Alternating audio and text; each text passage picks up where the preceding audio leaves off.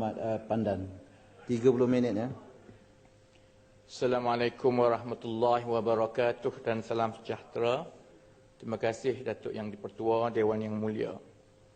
Saya nak mula dengan satu perkongsian realiti ekonomi rakyat supaya perbahasan kita di dalam Dewan ini tidak syok sendiri. Jangan kita jadi macam Bagan Serai semalam sampai keluar urat mempertahankan GST. Sedangkan duta GST yang kita sayangi daripada Pontian pun sekarang ini tak berani mempertahankan GST kerana dia tahu rakyat bencikan GST. Di antara pembentangan belanjawan tahun 2015 dan kali ini, ada satu laporan ekonomi yang cukup bermakna kepada rakyat yang dilancarkan dalam bulan November 2014 yang bertajuk Malaysian Human Development Report 2013.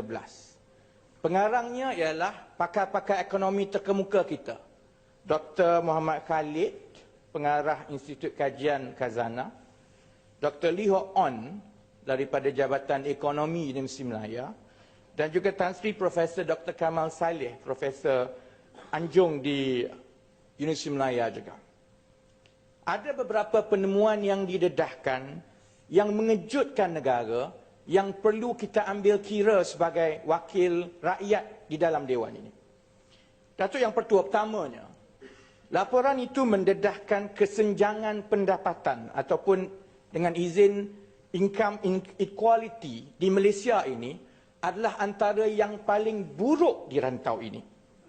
Dan telah kekal buruk begitu sejak tahun 1990. Sehingga kan pendapatan boleh belanja dengan izin disposable income. Maknanya gaji ditolak bayaran-bayaran wajib seperti rumah, kereta, makanan dan lain-lain, itu dipanggil pendapatan boleh belanja. Pendapatan boleh belanja bagi golongan 1% yang paling kaya di negara ini, mengikut laporan itu, adalah 22 kali ganda lebih tinggi daripada pendapatan boleh belanja golongan 40% terbawah. Gaji pula tidak naik dengan seiring dengan pertumbuhan ekonomi negara.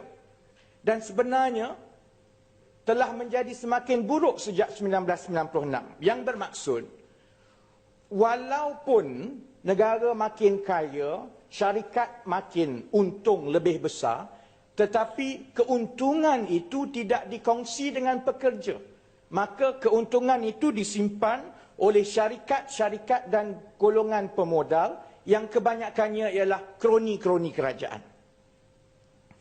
Maka dari segi pendapatan negara, apabila dilihat kekayaan dan pendapatan negara, hanya 28% daripada pendapatan negara itu adalah gaji terkumpul rakyat. Selebihnya itu ialah kekayaan kroni, kekayaan syarikat, harta kerajaan dan lain-lain. Ini adalah cukup rendah berbanding dengan negara-negara lain. Kita ambil contoh India. India yang kita kata tidak maju macam kita, tetapi sebenarnya rakyatnya mempunyai pegangan kekayaan negara yang lebih tinggi. 30% dari kekayaan negaranya itu adalah dalam bentuk gaji rakyat. Ambil contoh Singapura, 42% daripada kekayaan negara adalah dalam bentuk gaji yang dibayar kepada rakyat. Dan berbanding dengan China, 48% gaji menjadi kekayaan negara. Berbanding dengan hanya 28% di negara ini. Sebab itu, Dewan Yang Mulia, oleh kerana gaji yang rendah tidak seiring dengan peningkatan produktiviti, yang ini YB Kuala Langat cukup faham, sebab itulah juga rakyat negara ini tidak mempunyai simpanan. Laporan itu menunjukkan bahawa 53% daripada rakyat di negara ini sebenarnya tidak mempunyai apa-apa simpanan. Maka kita dalam Dewan ini sedang kita nak bercakap tentang ekonomi global, tentang kejatuhan mata wang. Perlu kita kembali ke kampung, ke desa, ke bandar, tanya orang. Hakikat realitinya ialah 11% orang terkaya di negara ini memiliki 50% dari kekayaan negara ini. Saya tak pasti sama ada mana-mana ahli dewan yang tergolong di dalam 11% itu. Saya taklah.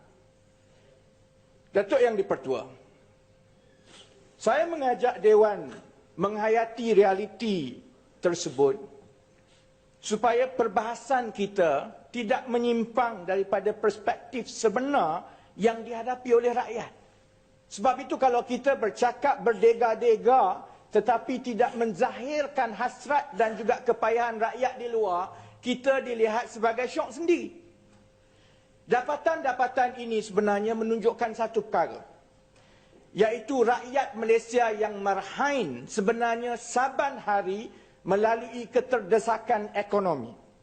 Apabila gaji tak naik, simpanan tak ada, pendapatan boleh belanja yang begitu kecil, maka sebab itulah kalau Yang Amat Berhormat Pekan mengumumkan sedikit sahaja kenaikan kos, itu menekan rakyat. Kalau tol naik RM2, ada menteri sebelah sana yang kata kalau tak mampu cari jalan lain. Dia bagi anggota Dewan ini yang tak faham dalam keadaan realiti rakyat yang terdesak ekonomi begini, kenaikan RM2 itu cukup besar. GST 6% cukup besar. Kerana mereka sudah memang tidak ada apa-apa simpanan. Yang ada hanya sedikit sahaja, sebab itu mereka cukup sensitif kepada sebarang kenaikan harga barang. Dewan Yang Mulia, Datuk Yang di-Pertua, sebab itu sepanjang saya menyertai Dewan ini sejak tahun 2013, kritikan saya yang paling kasar terhadap pentadbiran Yang Amat Berhormat Pekan ialah tindakan beliau melaksanakan GST pada kala kerajaan beliau gagal menaikkan gaji pekerja setaraf dengan sumbangan peningkatan produktiviti pekerja. Saya ambil contoh pembentangan belanjawan kali ini bagi tahun 2016. Ada celahan ke? Boleh ada celahan? Baik, saya teruskan. Saya bagi contoh bagi tahun 2016, Yang Amat Berhormat Pekan mengunjurkan kerajaan akan mengutip 39 bilion dalam bentuk GST daripada rakyat. Saya nak bawa balik pandangan dan juga ingatan Dewan kepada perbahasan dalam sesi-sesi yang lepas. Kerana setiap membincangkan tentang kewajaran GST, sudah tentu akan ada anggota dan ahli dari seberang sana yang bangun mempertahankan GST.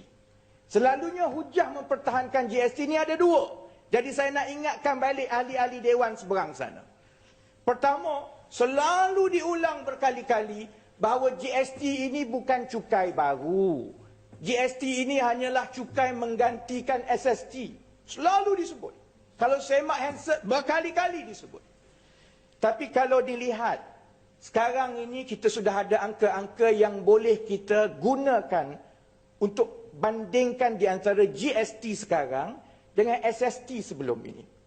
Dalam tahun 2014, sebelum GST dilaksanakan, pentadbiran Yang Amat Berhormat Pekan mengutip 17 bilion ringgit dari SST, cukai jualan dan perkhidmatan. Tetapi dalam tahun 2016, apabila GST dilaksanakan sepenuhnya, unjuran kutipan adalah sebanyak 39 bilion ringgit. Maknanya, apabila GST dilaksanakan, kerajaan akan mengutip 22 bilion cukai tambahan daripada rakyat. Ini berlaku kerana seperti yang kami telah ulang berkali-kali dan ingatkan berkali-kali, SST adalah cukai yang terhad kepada perkhidmatan dan barang tertentu sahaja. Sedangkan GST ini cukai yang kena semua. Songkok Datuk Yang di-Pertua pun kena GST juga. Sebab itu apabila GST ini mengenakan kepada semua barang dan perkhidmatan, itu adalah cukai baru. Kerana barang-barang dan perkhidmatan yang sebelum ini tidak dikenakan cukai, sekarang ini dibayar cukai. Jadi saya harap tidak ada ahli Dewan daripada seberang sana yang mengulangi hujah tempang kononnya GST. 3 hujah yang dibawa oleh mereka. SST 15%. 10 campur 5. Orang kampung tinggi. GST 6. Jadi GST lebih rendah. Lebih menguntungkan kalau kita tukar. Orang kampung percaya, tuan-tuan. Jadi pandan macam mana? Terima kasih Yang Berhormat Kuala Kerai. Saya senyum kerana saya tak bimbang kalau orang kampung yang percaya. Saya bimbang kalau menteri yang percaya. Apabila dia menceritakan dengan sepenuh keyakinan bahawa SST 10% campur 5%, 15%, dulu itu lebih tinggi daripada 6%. Saya bimbang, takut menteri yang tak faham tentang GST bila dibanding dengan SST. Sebab saya nampak Yang Amat Berhormat Pekan apabila membentangkan belanjawan baru-baru ini pun nampaknya masih belum faham tentang GST. Dia mengatakan bahawa Pakatan Harapan memasukkan di dalam belanjawan alternatif kami GST. Kerana seolah-olah dia tak faham. Cara kan 10 atau 5% itu hanyalah di barang-barang tertentu yang jauh lebih sedikit dan ia hanyalah cukai satu peringkat. Berbanding dengan GST yang ada sekarang ini, cukai pelbagai peringkat. Jadi walaupun 6% kadarnya nampak lebih rendah, tetapi apabila dikenakan di pelbagai peringkat daripada kilang sampai ke pekedai, sudah tentu jumlah akhir yang ditanggung oleh rakyat itu juga lebih tinggi. Saya bagi Kuala Langat dahulu, kemudian saya bagi Wang Semadi. Ya, sila. Bila speaker bersuara tu mana kita boleh teruskan ucapan. Terima kasih Pandan. Ini Terima kasih contoh, speaker. ya, contoh yang baik. Dahsyat. Pandan, saya nak ke belakang balik apa yang Pandan cakap tadi di antara mengimbangi pendapatan dan perbelanjaan. Mengikut daripada laporan rancangan Malaysia ke-11 Pandan ya. Yang Berhormat Pekan telah menyatakan bahawa pada tahun 2020 pendapatan berkapital setiap pekerja itu ialah 2,500. Hari ini pengumuman dibuat dari masa beberapa hari yang lepas, gaji minimum untuk di Sabah dan Sarawak 920. Manakala Semenanjung 900, pejabat awam 1,200.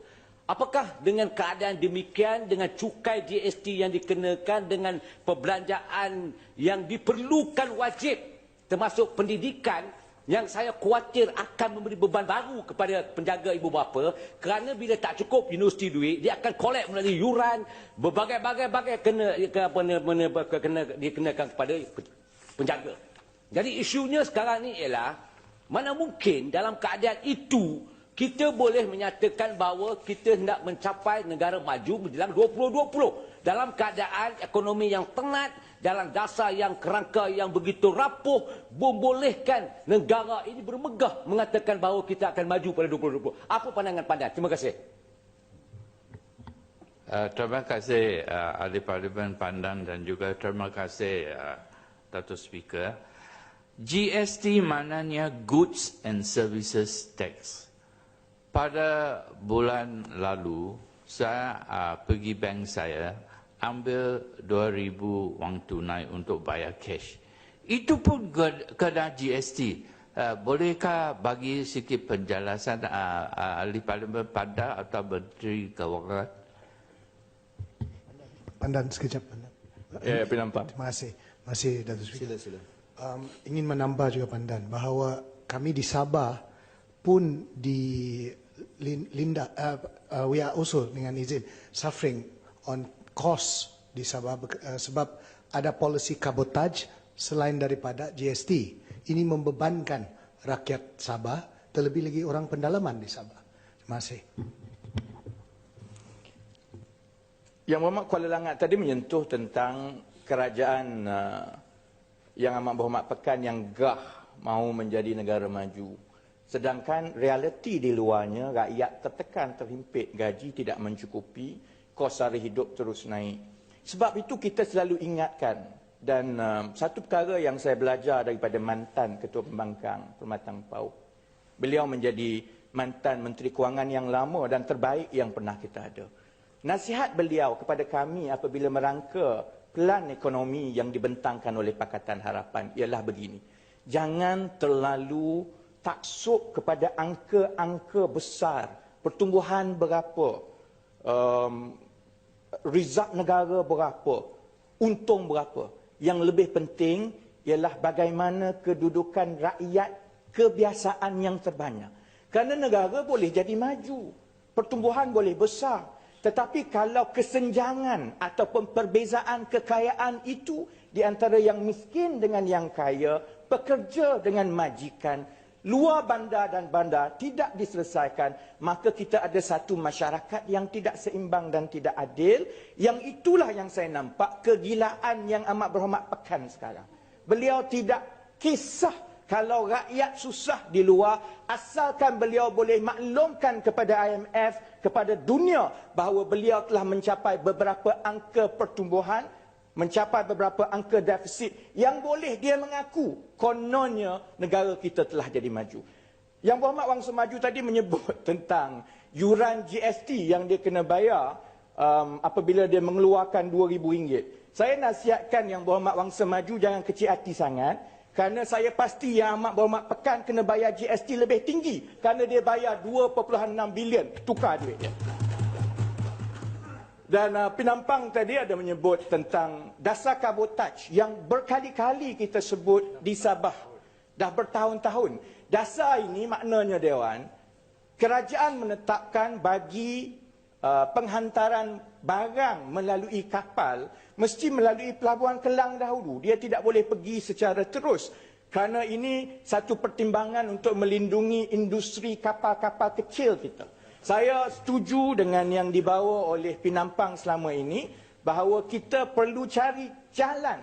Selain daripada kita batalkan GST yang baru ini, kita juga kena selesaikan dasar-dasar yang dah berpuluh-puluh tahun menyebabkan harga barang naik, terutamanya kepada rakan-rakan di Sabah dan Sarawak. Datuk Yang di-Pertua, saya mohon untuk teruskan. Saya ya kapal. Terima kasih Yang Berhormat Pandan. Ya, silakan. Terima kasih Datuk Speaker. Pandan menjawab macam menteri pula setiap soalan yang ditujukan. Saya ingin membawa perhatian Yang Berhormat Pandan pada awalnya yang telah membawa kempen turunkan harga kereta. Itu adalah yang dipopularkan oleh Yang Berhormat. Ketika GST dilaksanakan, difahamkan harga kereta akan turun. Saya mendapat maklum balas baru-baru ini mengatakan tahun depan harga kereta akan naik. Bagaimana GST yang semasa didebat di dalam Dewan, Menteri telah mengatakan confirm harga kereta akan turun, ramai rakyat boleh beli, tetapi sekarang ada kemungkinan harga akan naik pada tahun 2016. Ulasan Yang Berhormat. Terima kasih. Terima kasih Yang Berhormat Kapar. Komponen yang terbesar saya rasa dalam bentuk cukai yang menyebabkan harga kereta kita tinggi ialah cukai excise. Ya. Sebab itu daripada awal, kalau kerajaan tidak membatalkan cukai excise yang kadarnya 100%, 80%, 150%, harga kereta telah berkali-kali kita ingatkan Yang Amat Berhormat Pekan tidak akan turun. Dalam keadaan sekarang, walaupun GST 6% berbanding dengan cukai jualan dahulu 10%, oleh kerana merudumnya nilai mata wang ringgit, barang ataupun komponen yang diimport untuk memasang kereta di negara ini dibayar di dalam dolar. Apabila kadar mata wang kita jatuh, maka harganya naik. Ini jadi beban berganda kerana apabila komponen itu kos tinggi, kos pemasangan tinggi, cukai juga walaupun 6% akan tetap tinggi. Sebab itu Persatuan Automobil telah pun mengumumkan akan ada kereta dan jenama yang mungkin harganya naik sehingga 20% tahun depan. Jadi saya tak perlu ungkitlah kerana menteri-menteri yang terbabit, kita pun tahu jawapannya, tetapi rakyat di luar juga yang jadi mangsa kerana kerajaan Barisan Nasional tidak mahu menurut tuntutan yang kita buat sejak tahun 2011 lagi. Saya ada dalam 10 minit lebih Datuk Yang di-Pertua, jadi saya perlu teruskan. Berbalik kepada perbahasan, ya. Rompin bangun. Baik, Rompin. Ya, sila. Yang Berhormat Pandan hanya melihat teks sebagai satu beban kepada rakyat. Tetapi Pandan tidak melihat dari satu aspek lagi, iaitu teks sebagai distribution of income. Bagaimana pendapatan itu negara diagihkan semula kepada rakyat. Sudah pasti pembangkang melihat dari segi sudut sahaja. Dan kalau kita lihat, yang penting cukai itu dikutip, bagaimana cukai itu dipulang balik kepada rakyat. Dan kalau kita melihat bajet yang dibentangkan oleh Perdana Menteri, Menteri Kewangan dan juga Menteri Kewangan, dia memulangkan balik apa yang dikutip kepada rakyat. Itu yang penting. Dan saya tidak nampak Yang Berhormat Pandan menggariskan apakah langkah-langkah untuk menentukan bahawa pendapatan B40 itu naik. Dan sedangkan Yang Berhormat bahawa depreciation of ringgit menguntungkan orang luar bandar. Ya, sebenarnya menguntungkan masyarakat luar bandar yang bergantung kepada komoditi, harga komoditi yang tidak begitu stabil, tetapi alhamdulillah dengan ringgit yang lemah berbanding dengan US, sangat-sangat menguntungkan masyarakat luar bandar yang bergantung kepada harga komoditi. Dan ini dah lihat. Dan harga ringgit harus dibiar, semacam Zeti kata, biar di-float, digerakkan berdasarkan kepada pasaran dan ekonomi semasa. Banyak negara mengambil pendekatan untuk campur tangan. Singapura umpamanya menggunakan berbilion-bilion Singapura dulu untuk interfere, menguatkan ringgit dalam keadaan dia sebuah negara yang financial center. Baik, Rompin, saya kesuntukan masa Rompin, ya. Baik. Saya setuju sebenarnya memang cukai itu adalah sepatutnya dipulangkan kepada rakyat. Itu masalah utama dengan Yang Amat Berhormat Pekan. Dia mencukai dalam keadaan rakyat tidak layak dicukai kerana rakyat tidak berkemampuan untuk dicukai. Kemudian setelah dicukai sedemikian rupa, tak pulangkan kepada rakyat. Itu masalah dia. Saya bagi contoh Yang Berhormat Rompin. Tahun ini, kutipan GST 39 bilion ringgit. Bermakna setiap keluarga perlu membayar 19 ringgit GST tiap-tiap hari secara purata. Itu yang kita bayar kepada kerajaan. Berapa yang Amat Berhormat Pekan umumkan sebagai berita baik kepada rakyat, saya tak benarkan, Rompin. Saya kena sudahkan. Saya kena biar saya sudahkan kerana saya kesuntukan masa. Apa yang diumumkan oleh Yang Amat Berhormat Pekan sebagai gula-gula kepada rakyat, kenaikan BRIM sebanyak 14 sen sehari. Dia cukai kita 19 ringgit sehari GST. Dia pulangkan balik 14 sen sehari. Itu pun yang kena bayar GST semua keluarga, yang dapat BRIM hanya berapa kerat keluarga. Jadi saya setuju dengan Rompin. Cukai perlu dikutip, tetapi perlu dipulangkan dengan adil. Bukannya buat belanjawan, dia punya kementerian paling banyak, orang lain semua kena potong. Macam yang Amat Berhormat Pekan buat. Baik, Datuk Yang di-Pertua, saya tak boleh benarkan celahan seterusnya, saya kena sudahkan, ya. Semasa membentangkan belanjawan baru-baru ini, Yang Amat Berhormat Pekan akhirnya mengakui bahawa GST inilah yang menyelamatkan dia. Kalau tidak kerana GST ini, kerajaan tidak boleh bayar gaji. Ini yang diungkit dan diakui oleh Yang Amat Berhormat Pekan sendiri. Sebab itu saya kesal. Tindakan beliau itu sebenarnya adalah satu tindakan mengambil jalan pintas, mengutip wang daripada rakyat melalui GST. Kerana itu bukan sahaja mencekik rakyat. Mengutip GST daripada rakyat itu sebenarnya mencekik rakyat, tetapi tindakan beliau itu juga sebenarnya membahayakan ekonomi negara.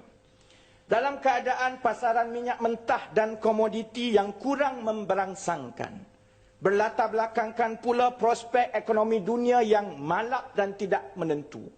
Pertumbuhan ekonomi di negara kita ini sebenarnya bergantung kepada kemampuan rakyat biasa untuk berbelanja.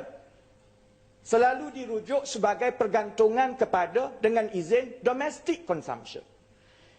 Sebab itu belanjawan 2016 ini menjadi bukti sebenarnya Yang Amat Berhormat Pekan telah buntu untuk mencari jalan keluar daripada masalah keberhutangan negara.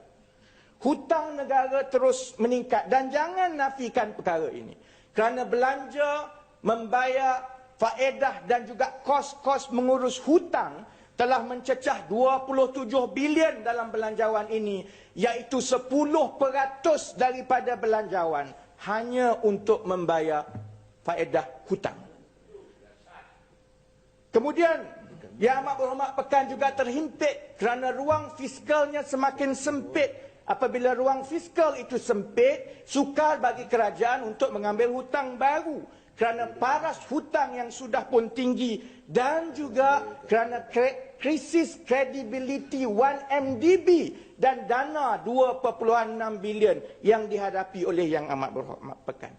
Sebab itu Yang Amat Berhormat Pekan gagal membersihkan nama beliau sehingga sekarang daripada skandal 1MDB.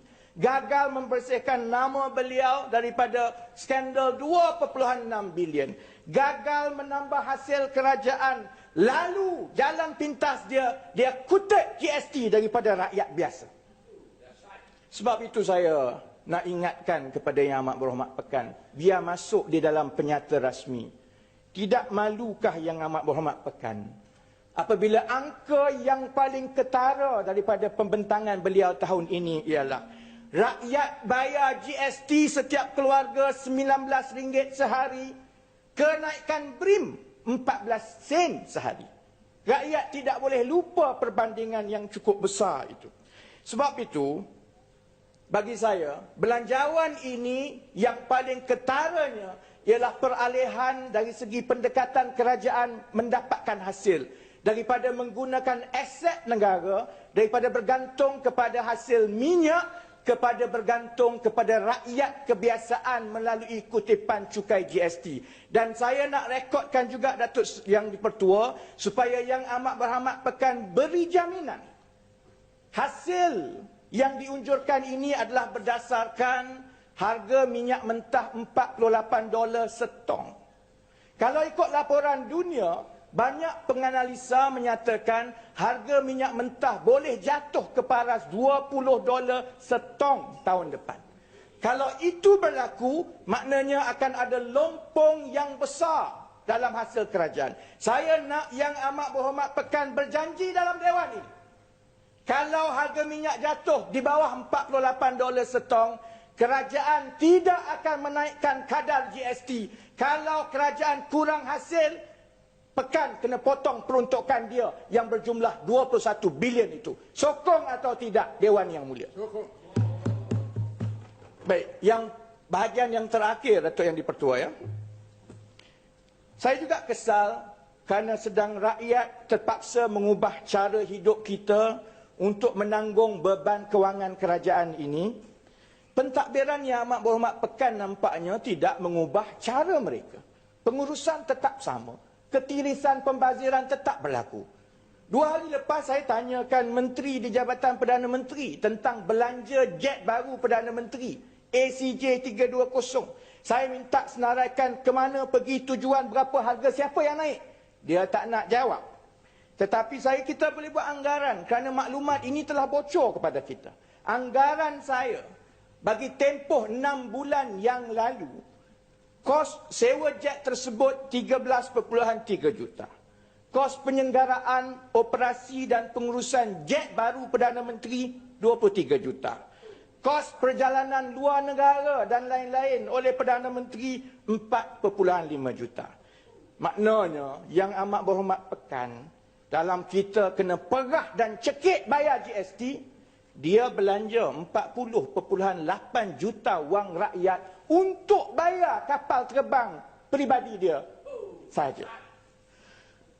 Kemudian saya tengok, Datuk Yang di-Pertua, amalan menganugerahkan projek kepada kroni melalui perjanjian konsesi yang berat sebelah masih berterusan. Sedangkan kita tahu masalah kita dengan lebuh raya sampai kena naik tol, bayar pampasan, berpunca daripada anugerah perjanjian konsesi yang berat sebelah. Saya ambil contoh, ya. Saya dulu pernah mendedahkan bagaimana UiTM terpaksa menanggung bayaran sewa tahunan yang tinggi apabila kampus-kampus UiTM diswastakan di 6 kampus di seluruh negara. Saya nak Yang Berhormat Menteri terbabit jawab, kerana ini satu pendedahan yang dimaklumkan kepada saya. Saya mendapat maklumat bahawa salah satu pemegang konsesi itu bagi UiTM Shah Alam, syarikat yang dimiliki oleh Tan Sri Rozali Ismail, kini menghadapi masalah untuk menyempurnakan projek. Lalu ada kes saman yang dibawa oleh satu kontraktor terhadap syarikat konsesi. Sudah sampai ke mahkamah. Tetapi saya semak dan mendapat maklumat, walaupun yang disaman itu adalah syarikat konsesi milik Tan Sri Rozali Ismail, yang menyamannya ialah kontraktor kepada syarikat konsesi, saya dibisik-bisikkan bahawa sudah ada arahan daripada Kementerian Kewangan supaya yang kena bayar ganti rugi kepada Tan Sri Rozali Ismail bukannya, minta maaf, yang kena bayar ganti rugi kepada kontraktor yang menyaman bukannya syarikat Tan Sri Rozali Ismail. UiTM diarahkan menanggung bayaran ganti rugi itu. Sebab itu kita tak pernah cukup duit. Sudahlah perjanjian berat sebelah. Bila ada masalah, kontraktor saman pemegang konsesi, kerajaan suruh bayar, UiTM yang bayar kepada subkontraktor. Kemudian Tan Sri Datuk Entu sikit, ada 2 slide je lagi ni ya. Saya juga nak tanya mengenai perkara yang sama, UiTM Puncak Alam juga, benarkah atau tidak kerajaan akan menganugerahkan projek penswastaan hospital UiTM Puncak Alam juga kepada syarikat konsesi yang dimiliki oleh Tan Sri Rozali Ismail? Kerana kita dah tahu dah dia bermasalah sampai masuk mahkamah, sampai kena bayar pampasan. Kalau yang tidak canggih macam kampus pun bermasalah, apatah lagi hospital yang pernah diumumkan sebagai hospital paling mahal dan paling hebat di Malaysia ini.